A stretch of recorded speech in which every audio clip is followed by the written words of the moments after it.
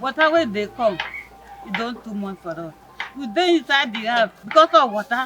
The make enter woman be in the house. Our farm, there is no way to farm.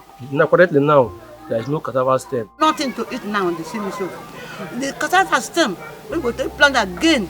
No one wey we fit see.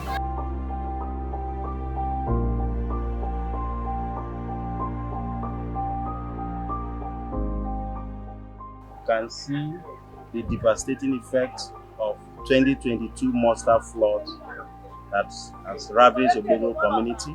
Many things wey spoil, even our house now, e fall. They use millions bill upstairs just like that. All of them, na so e dey fall for the water. You see, I think they see my house. No way to toilet. And the toilet for waterproof to the way. During those floods, farmlands, those that were doing fishing, everything was lost. The state was affected in both infrastructure, human and business sector.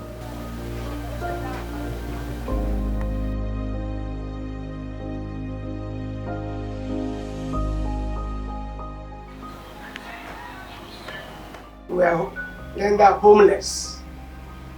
The erosion too affected the community. I think we lost up to 3 souls.